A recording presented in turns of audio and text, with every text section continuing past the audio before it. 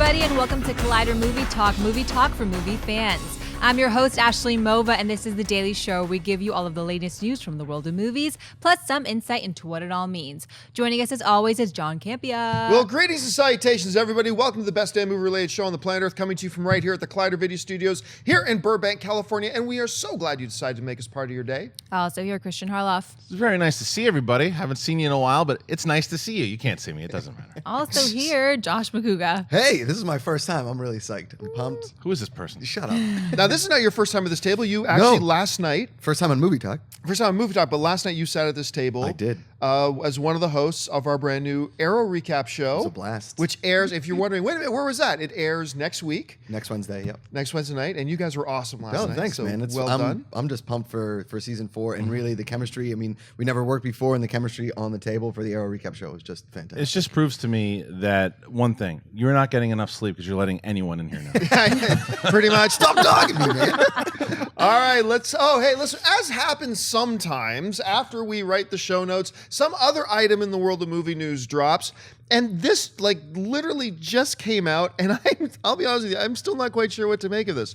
So apparently, as many of you know, director Ridley Scott, who just did his best performance as a director in probably a decade with The Martian. I cannot wait for you guys to see The Martian. It's just so good.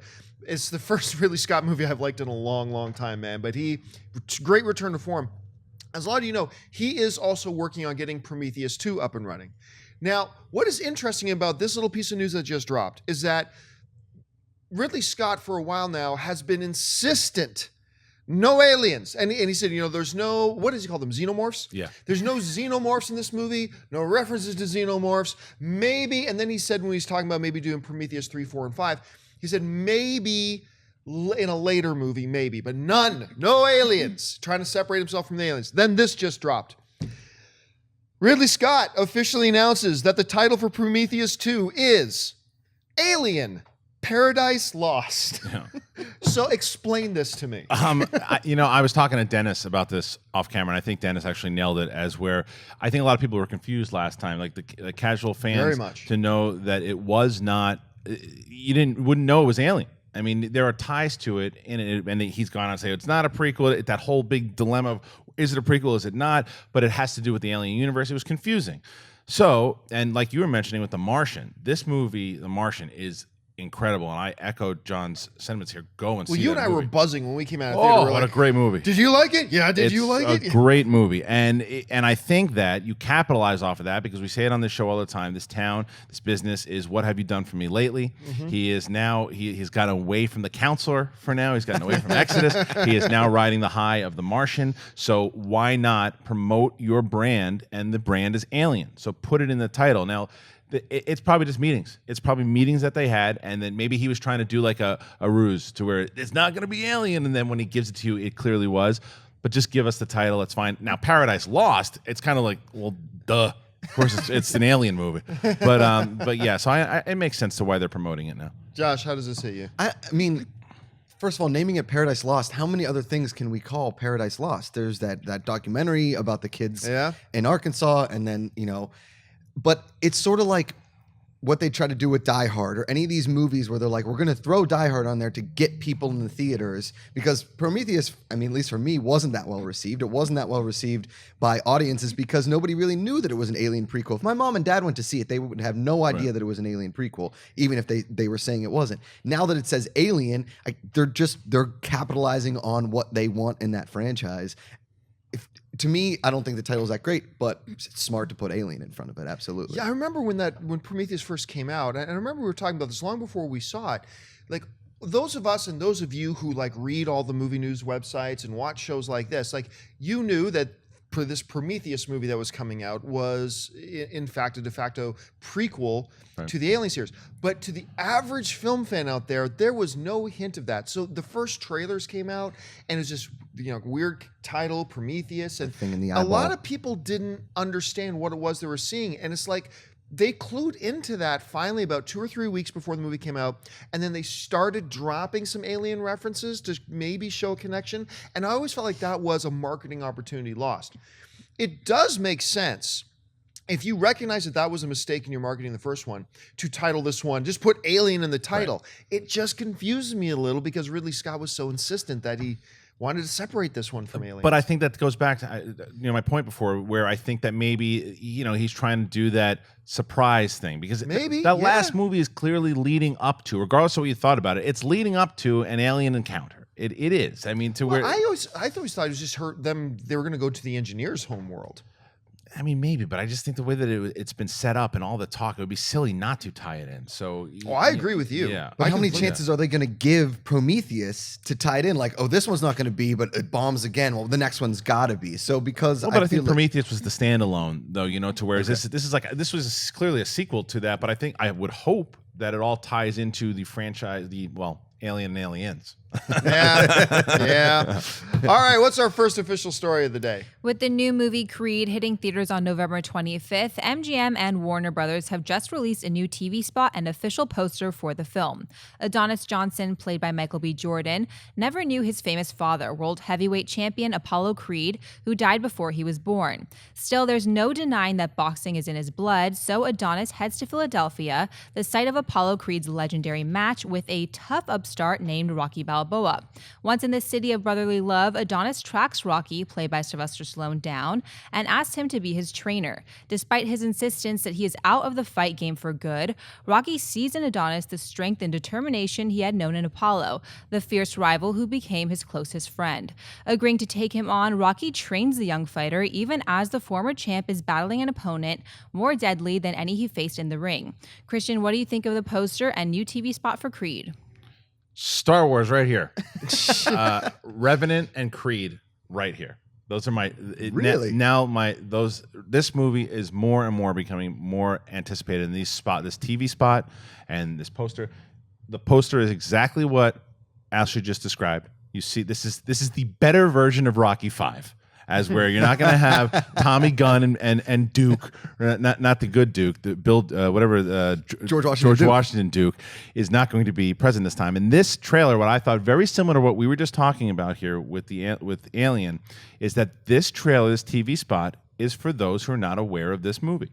The first thing you see is Rocky. So you go, oh, another Rocky movie? And they go, well, wait a minute. And you start to pay attention. And it's very clear that this is a Creed movie. It's very clear that this is Rocky training Creed's son. I thought this TV trailer was great. Sometimes they just slop together scenes and put together, and it's just like... There's sometimes poor versions of full theatrical absolutely. trailers. This was a very well thought out trailer to let me know exactly what it was and to inform people who don't know that there's a new Rocky spin-off movie coming out. And I think the other thing that they did... the last trailer I was worried gave away too much, but I think that and again with Ashley reading that synopsis about how Rocky is fighting this new fight, the cancer or whatever he may be fighting here, it is a plot point in the movie you're supposed to know. It's not a shocker like, oh no, Rocky's sick. It's not a twist. No, you're supposed to know he's sick. Well, because in 5 he has the brain damage. Yeah, and they kind of retcon that in 6. But it is absolutely all these boxers and football players, they go through this trauma down the line, and it's going to happen to Rocky. But it's a nice counterbalance to where Rocky has to fight that. Adonis is facing a lot of different, the legacy, his career, this new opponent. I love what they're doing with this, and the poster's amazing. It's funny you mentioned the Rocky V and Rocky VI. There was that scene in Rocky VI. And by the way, Rocky, if you haven't seen Rocky VI, which I think they just titled Balboa. Rocky Balboa. Rocky VI is a great film. It's really a wonderful, wonderful film. But there is that scene when he's sitting in front, I believe it's the Athletic Commission, when Rocky's sitting in front of the Athletic Commission trying to get a license to have this fight with the world heavyweight champ. And they're saying, your age, there's arthritis, you've been out of this game for so long. And I kept waiting for someone to say, oh, and this little thing here, life-threatening brain damage that you got fighting some Russian, apparently. And they just totally glossed over that. Look, I'll be honest with you. I thought you, and I don't know what you're going to say yet. Yeah. I thought everybody was going to hate on that poster. I love that poster. There's a beauty in the simplicity of it. I often say this about posters. I love it when a poster can capture in one frame and in one moment the spirit of what the movie is. And I look at that poster, empty, kind of like a gymnasium that he's in. They're clearly in a ring, and it's just Rocky. And I think what makes it perfect, his hands is on Apollo's shoulder. And Adonis. Adonis, Apollo's son's shoulder. Adonis. And it's just perfect. It breathes everything about what this movie. And you're right. The TV spots are usually just garbage. It's just like, oh, look, this flashing scene, this flashing scene, this flashing scene, title. But this was a well put together thing. And Jake Gyllenhaal got nothing on Michael B. Jordan as far as what kind of shape he got himself into, because he's a freaking beast in there. Yeah. I poo-pooed the idea of Creed when I first heard it, like about a year ago. I poo-pooed it, and while I don't have it right up at Revenant level yet, it is certainly very high on my anticipation level yet. I think this is great. I mean, if anybody asked me what movies I could sit down and watch all the way through, including 5 all the way to Rocky Balboa, Rocky's at the top of my list. And this movie, I was excited from the beginning. Seen him with the hat on from 1, you see a scene in the trailer when he's bouncing the ball, and the iconic shot from the end of 3 when Apollo and him and then the painting, those classic Rocky paintings. I would love to see a painting of this poster by that guy. I mean, this poster nails that movie, and what I hope that movie's going to be is simple, awesome, and just back to the core of what Rocky was, which was boxing and overcoming what seems to be an obstacle that Adonis they tell us that he's not a fighter, but he wants to be his dad, and that's why he goes to Rocky, because he's lived this awful childhood. I don't know how they're going to. Well, he is a fighter though. He is a fighter that had just been fighting off the scene with a different name. He's been he hasn't been fighting on the main circuit. He's been fighting kind of off the grid, but he hasn't embraced the Creed name. And I think that's the point of the movie, is that he's got to embrace the name, embrace the Creed, embrace who he is. So it is. You're right. It is a Rocky. It's the Rocky story. I think there's going to be a lot of parallels from Rocky 1 and Creed. Even the name, just putting Creed up there. Well, it's a circle of life sort of thing, to quote a Lion King thing here, because what this one does, and I think Rocky 4 might have been trying to do and failed at miserably, is there is a circle of life feeling here. Rocky is now Mickey. I mean, he's now come full circle, and he's at that point and stage in his life. Now, this movie will lose me in an instant, and I am not convinced 100% that this isn't going to happen. Clubber Lang gets in the ring. Well, not Clubber Lang, but like somebody throws a sucker punch at Adonis in the ring, and Rocky goes, "Hey, yo," and he jumps in the ring and decides to take care of business or something. I don't think that's gonna At that point, they'll kind of lose me. All right, what's next? As many of you know, a feature film adaptation of the mega popular mobile game Angry Birds is heading to the big screen, and the first trailer for it has now hit the web. The film will follow Red, voiced by Jason Sudeikis, a citizen of an all-bird island who has problems controlling his anger. He's not alone in this, as the spastic Chuck, Josh Gad, and the explosive Bomb, Danny McBride, are similarly incapable of managing their anger. It's up to these 3 unlikely heroes to defend their island from the intrusion of the green pigs. Josh, what did you think of the first trailer for Angry Birds? I mean, you have basically the cast or somebody that has hosted SNL voicing that's these. Pretty much it, isn't it? Voicing these Angry Birds. I myself never played the game, but I know a billion people that have. Just by the trailer and how it is working for me, any of these animated movies just got me. I really loved this trailer. I think that Josh Gad, maybe a lot of his film and TV roles haven't been the best per se, maybe since Book of Mormon, but he seems awesome in this. Sudeikis never fails, and throw Danny McBride in as an animated character. The dude has the voice of an angel wrapped in a bomb. It's awesome. It's awesome. Yeah. If you'll remember the old Movie Talk episode when it was first announced they're doing an Angry Birds movie, man, like he's like, what is the world coming to? I like the trailer. Yeah. I like the trailer. I'm embarrassed to say it, but I did. It was charming and it was sweet, and I smiled. And that last part of it, when he keeps walking by the lawn ornament things, saying smile, smile, smile. He's like, yeah, and then walks by. I don't know why. I still think that it's a sign of the apocalypse that this movie's even being made. But I got to call it what it is. But I like the trailer. We've talked a lot about video games being the next movie movement, right? And everybody's talking about Assassin's Creed and all that kind of stuff. It's these kind of games that I think we all crush at the beginning. We talked about on Schmoes, all that kind of stuff. It's like, Angry Birds movie, that's going to be stupid. I see this trailer. I'm like, I'm going to go see it. Yeah, and now I can't help but think that, damn it, what happens if the first Barbie trailer comes out? Pez movie. Or the Pez movie. And, like, remember we're crapping on that? It's like, oh, this is a cute trailer. Like I said, I like the trailer. Color me shocked. What about you, Kristian? I like the trailer, and I'm proud that I like the trailer, because here's the thing. As I'm watching this trailer, I got tweeted a million times yesterday when it came out that, can you believe it? How stupid is this? I can't believe it, this movie. Me too. And I'm like, okay, well, let me see. And I think that it's because it's based off the Angry Birds. There was never an Angry Birds video game, and the same trailer dropped with the same voices, every single thing. Everyone would be like, oh, did you see that? There's because what Macuga said. Look at the talent involved with McBride and Hader. Yeah, Hader's the pig. pig. Are you kidding me? Yeah, I mean, when awesome. you're watching, and then when I was waiting for him to kick the soccer ball into the ocean, and he kicks the bird into the ocean. I started cracking up. My 3.5-year-old daughter started cracking up. It looks funny. And the other thing that I noted down here was that Clay Cadis and you have Fergal Riley are the two directors of this film. There might be three directors. Well, these particular two. Clay had worked on Frozen, Paperman, Wreck-It Ralph, who's the animator on that. Fergal Riley was the storyboard artist for Spidey 2, The Iron Giant, and the first Hotel Transylvania. They have some experience with some good movies. I left off Smurfs on the list, but still. But they have worked on some stuff. You can tell that the tone is here. It is their adventure to get into the animated world. And like you said, when you hear about Barbie and Angry Birds and Pez, you go, come on. It's what everybody said about the first Pirates of the Caribbean movie as well, too. And then and we also said this on Movie Talk when that came up, it depends on the script. And you can take a simple premise and whatever the small premise is, and if you have the right director and the right cast involved, it can be funny. This movie looks funny. Here comes Candy Crush. Here comes Word with They're Friends. all coming. They're all coming. Oh, they're coming down the Here pipe. comes, and then the other ones, the Game of Tetris. War. Yeah. Right now, some guys writing. Yeah. There's 50 writers in LA, probably within a 5-block radius, Can we right get here, the rights? writing a Game of War spec script right now. Sineads is now getting a movie. Sineads. I'll tell you what that means in a little bit. I thought they later. knew already. No, they don't know okay. that yet. Just Okay, kidding. Ashley, what's next? With Star Wars The Force Awakens now just a few months away, Lucasfilm has released an immersive 360 video of Jakku on its Facebook page.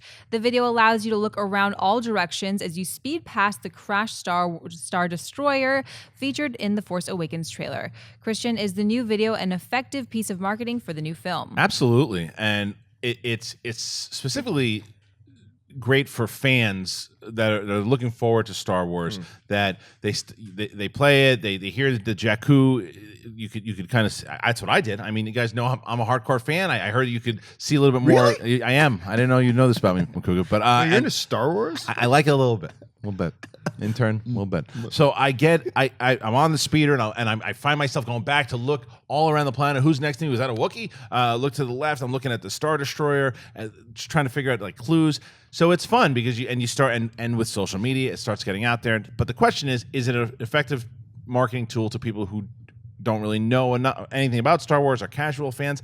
And I believe that it is as well too, because the same thing with social media. You're going to stumble upon it, and it is there are a lot of people out there that have no idea what the hell Jakku is. And then because they see this, they go, oh, interesting. They might do research on it. They might go, oh, Jakku, oh, it's a new planet. And then some people might go, like my dad, I'm just going to go see Star Wars in a theater. I'm going to play some, and turns into Nick Nolte. So, but yeah, I think it's anything right now that they're doing, I think they're doing it in an effective way. And this new technology is another way to do it. I know this isn't a buy or sell segment, but if you had told me even just 3 days ago that on Thursday we'd be covering a piece of promotional material for the new Star Wars The Force Awakens and for the new Angry Birds movie, and that I was going to buy the Angry Birds movie and sell the Star Wars one, I would have said you're crazy. However, that's what's happening.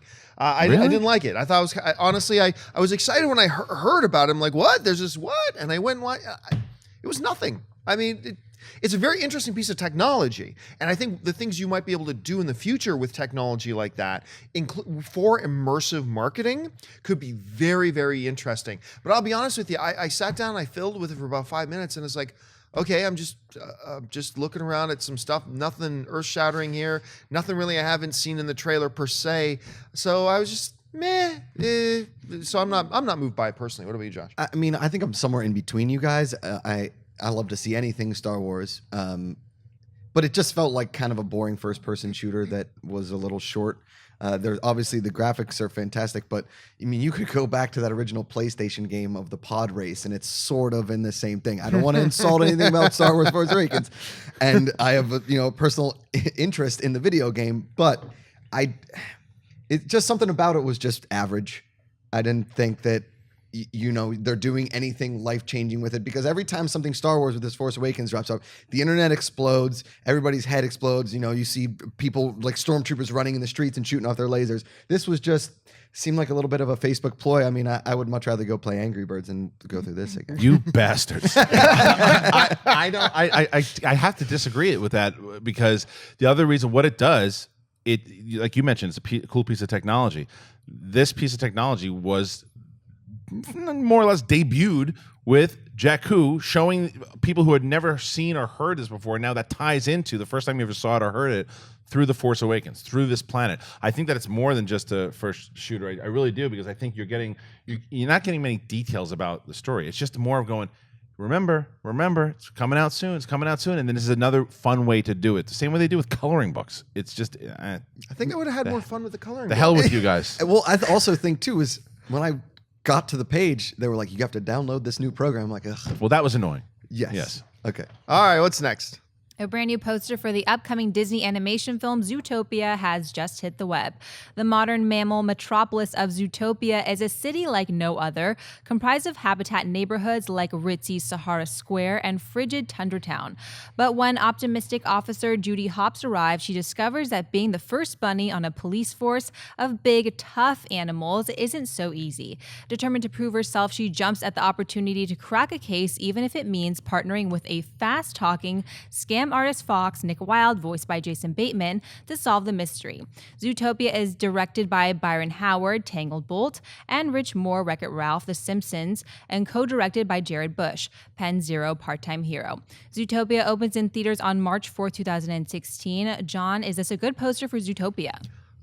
Yeah.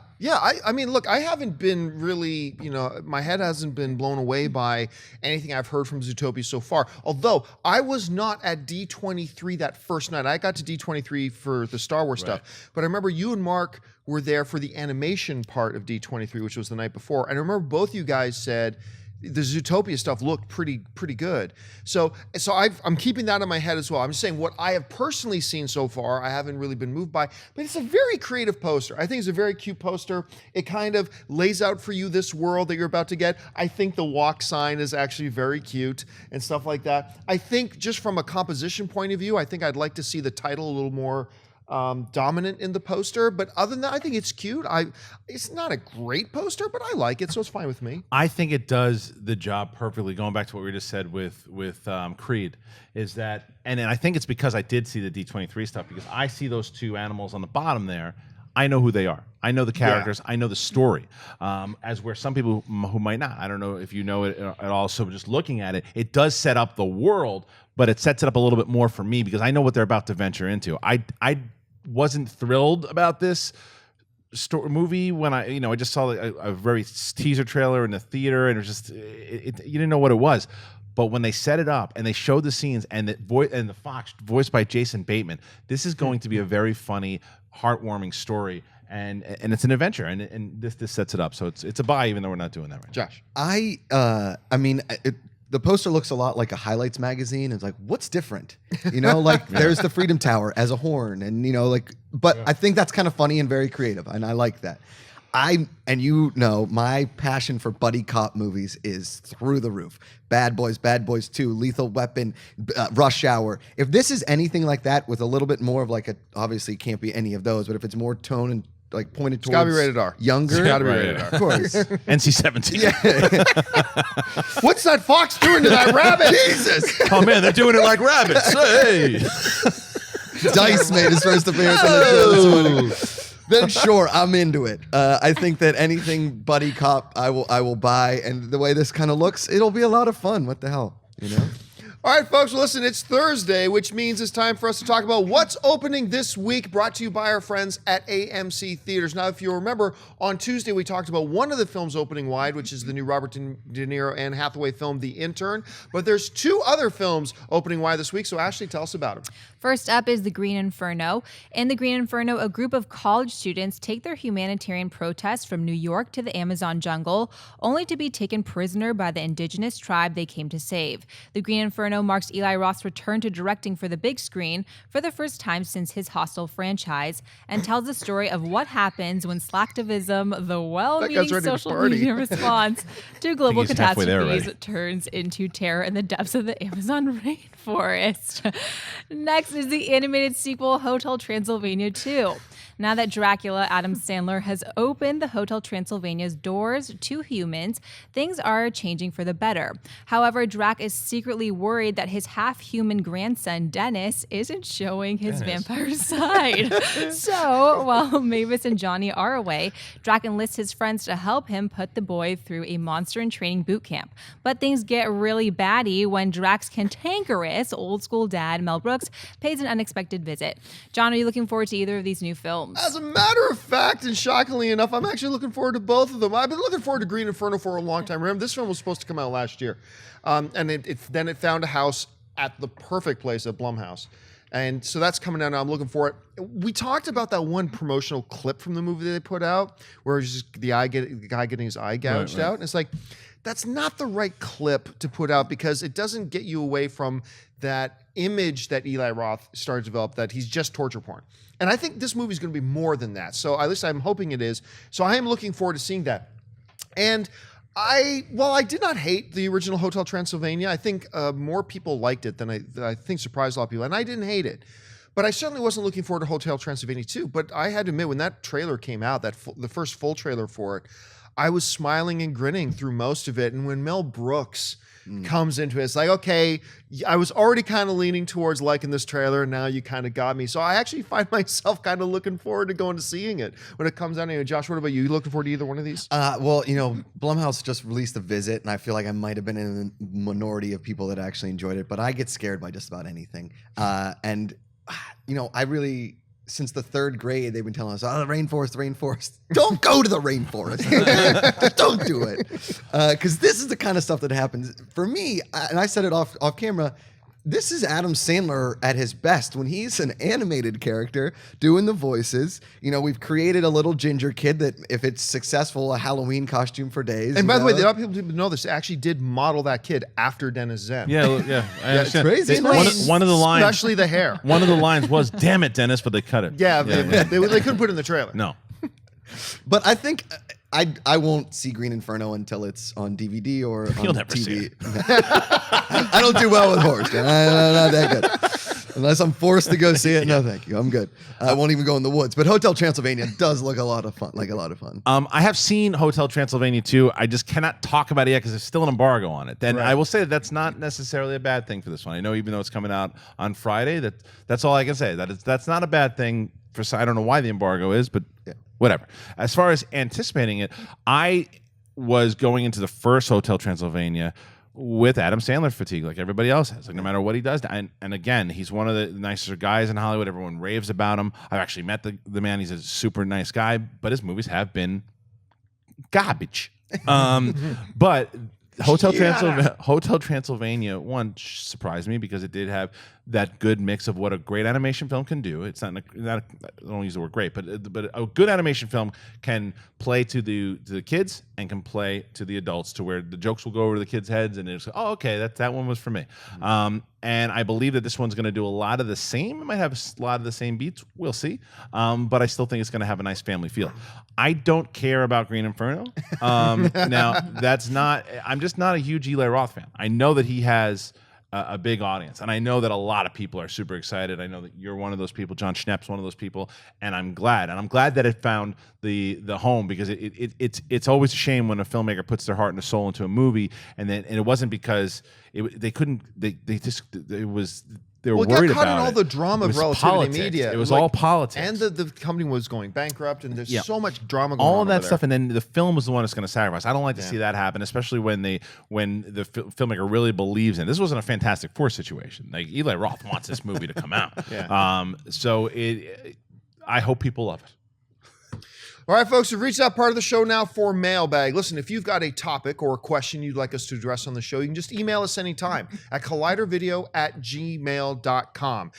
You might see your question on Movie Talk. You might see your question on Mailbag. We get over 1,000 questions a week, so you might not see it at all, but send it on in and see if we can get it on the show. Ashley, what's in the mailbag today? Dance Man writes, hello guys, love the show. Let's just hypothetically say we know that Man of Steel will get a sequel, and we already know there will be a Batman standalone in the coming years. If that's the case and Batman vs. Superman lives on its own, what do you all think are the chances we get a B versus S2? You know, it's so funny. I literally had like a buddy of mine was texting with me, the other day, and he said, "Yeah, I think we're gonna get a Batman versus Superman 2 before we get an Aquaman movie," and that's another issue altogether. I can't see it. I mean, I love that they're doing Batman versus Superman. I love they're kicking off. I mean, Man of Steel notwithstanding, I love that they're kicking off this expanded DC cinematic universe with Batman versus Superman. But yet, you can't go back to this well. Like, once you have Batman and Superman fight, that's done now. And whereas I can watch a series of 6, 7, or 8 movies of Batman fighting Superman, the reality is you do it in the movies once, now it's done, and you move on from that. Now, there might be something in Justice League 5 where, what was the kryptonite that Christopher Reeve got exposed to that turned him into drunk Superman? Oh, man. Was it blue kryptonite? I think it was called bad writing. No, that's it. Bad writing kryptonite. That's what it was. Give me another drink. I'm going to go see Lana. Let's go fight in a junkyard. Same thing Tobey Maguire got in 3. It was that same right, thing. passed it up. So, I mean, maybe something like that happens in Justice League 5, and then Batman's like, oh, I got to take care of this. Maybe, but a full-blown Batman v Superman 2, I think it would be a bad idea, and I don't think they're going to go in that direction. What do you think? 100%. Oh, wait, let me take the 1 and 0. 0%. 0% this movie will happen because it's called Justice League. Justice League 2. This is the setup to those movies. They went big with Batman v Superman because this is it's a gimmick, and it's a gimmick that needs to happen because they're behind Marvel. We know that. This movie's getting a lot of hype because you get to see Batman versus Superman. They're gonna squash their differences. We all know that. They may have a nice big battle that we're gonna be very happy with, and then something's gonna happen. They're gonna team up. If they start fighting then it just turns to those roommates that start screaming at each other, and you're like, oh, they're just fighting over pizza again. I'm going to get out of here. So the first one is the big fight. They don't need to team up again. My name was on that sandwich. Right. Yeah. Right. Give me my meatball. That Chinese wasn't bad. Right.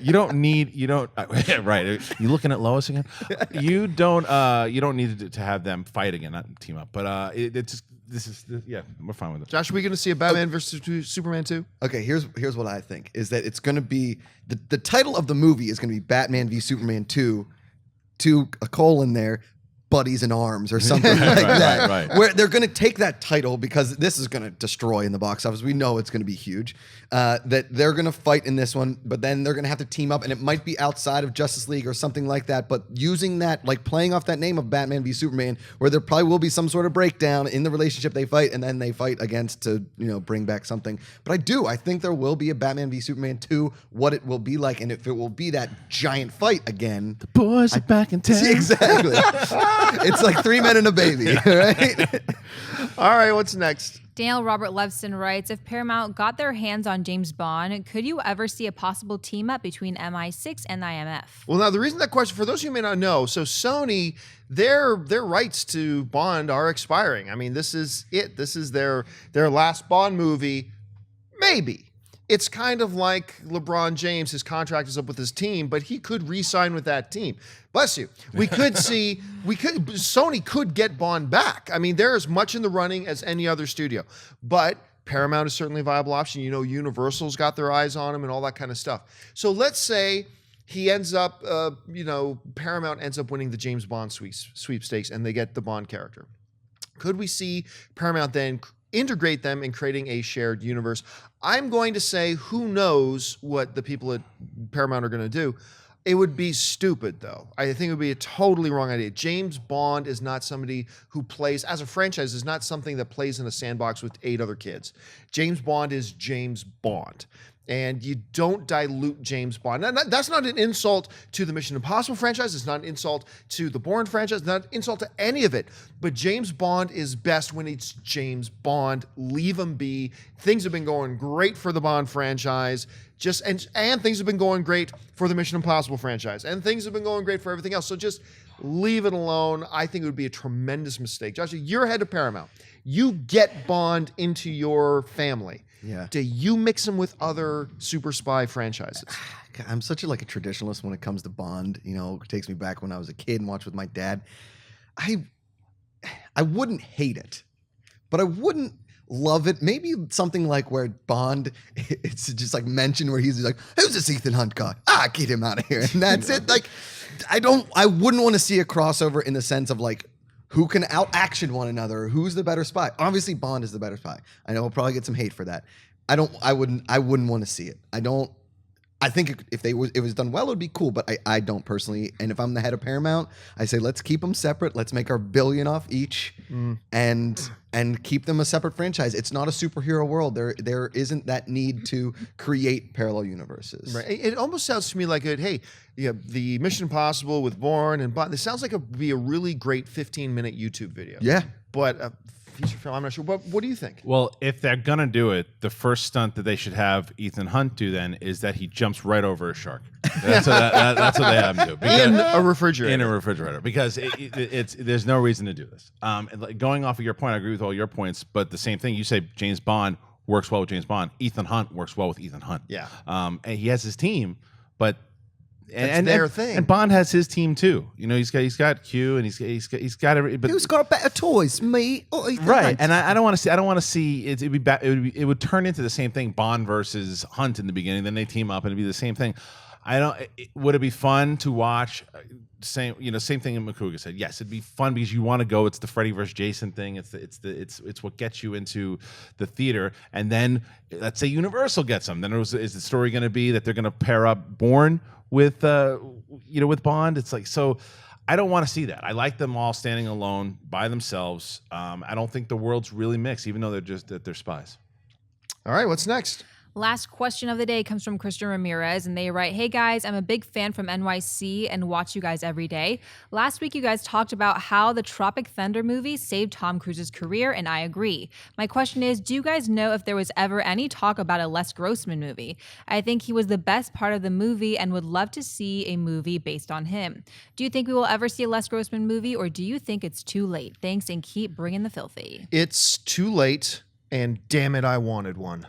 I wanted one so bad. I love the Les Grossman character, and we were talking in the pre-production meeting about he'd look up on YouTube Les Grossman with Will and Jaden Smith, and then one I had not seen that Christian showed me was Les Grossman with Robert Pattinson, which was it's short but really, really funny. And there was talk. They had writers. It was in the development stage. And I don't know if it was because Cruise was busy, but it just never happened. Look, a Les Grossman movie has the potential to suffer from what happened with the Minions. The Minions are great side characters. They're awesome and we love them. We eat them up every moment on screen.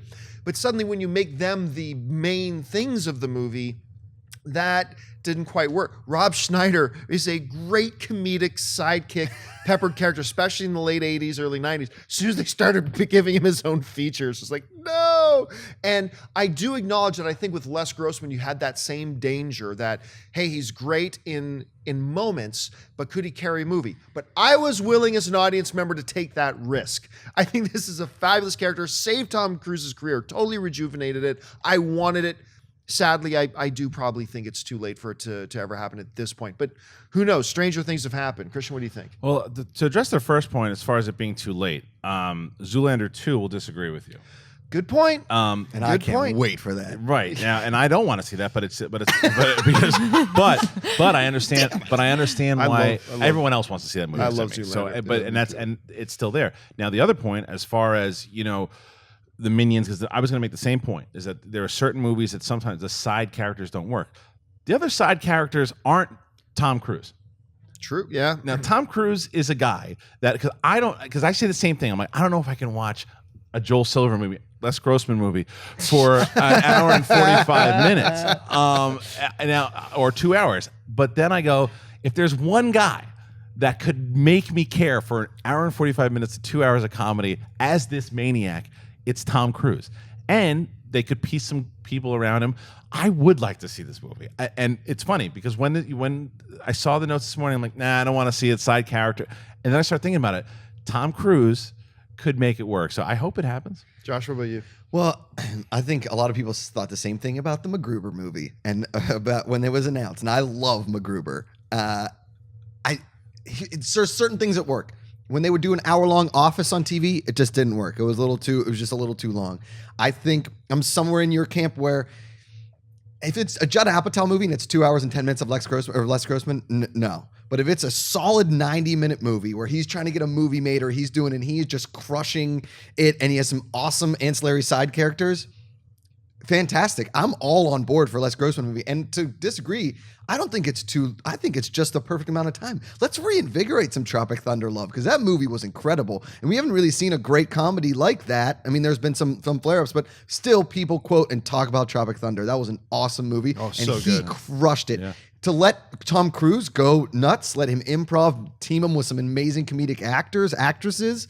I mean, this movie could be incredible. You could add some entourage type stuff in it too. Yeah. I mean, you really could. Who's the actor that he's working with? It would absolutely have to be very entourage. Yeah. Mostly when I take a sip of my booty sweat.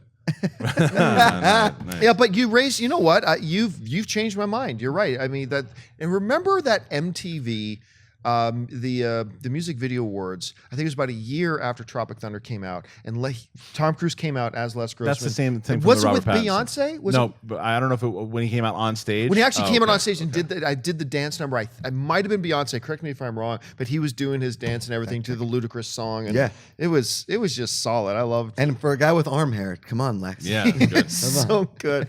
All right, folks, that'll do it for us for this installment of Collider Movie Talk. Thank you so much for joining us. Listen, don't forget, lots of great films playing over at our friends at AMC Theaters right now. Head on over to www.amctheaters.com for all of your theater, showtime, and of course, your movie ticket information. Fan of movies, fan of TV shows, fan of entertainment, you got to make sure you bookmark Collider.com. Steve Frosty Weintraub and his crack team of writers over there, always keeping you up to date, minute by minute, on everything going on in the world of entertainment news. Make sure you bookmark Collider.com. And most importantly, guys, subscribe to this YouTube channel. Just click on that subscribe button. Keep up to date on everything we're doing here, including Josh Macuga's Arrow recap show, which will debut next week. He just shot the first episode last night. Really looking forward to that.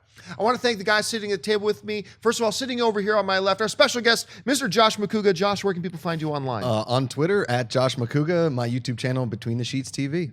Over here on my right, Mr. Kristian Harloff. Kristian, where can people find you? Well, both Twitter and Instagram at Kristian Harloff. But make sure we're back normal time. Jedi Council is on today, Thursday, and we will be taking questions from you guys all the time. Hashtag Collider Jedi Council, and hopefully get your questions on the air. Our lovely host today, Miss Ashley Mova. Ashley, where can people find you It was online? Jennifer Lopez, John. Les Oh, Grossman that's and right. Jennifer Thank Lopez. you. You guys can find me on Twitter and on Instagram at Ashley Mova. Happy Thursday, guys. Is there something different about your hair today? Shut up. I'm just going to ask that every day. It's darker for the fall. Hello. What was I thinking? And of course, guys, you can follow me on Facebook and on Twitter. Simply ask at John Campea. And don't forget, my new novel, The Pride, is coming out in December. Head on over to Kickstarter.com and just search for The Pride to find all the details, how you can reserve your advanced copy and also support the project as well. That'll do it for us, guys. Thanks so much for joining us for Collider Video. My name is John Campea, and until next time, bye-bye.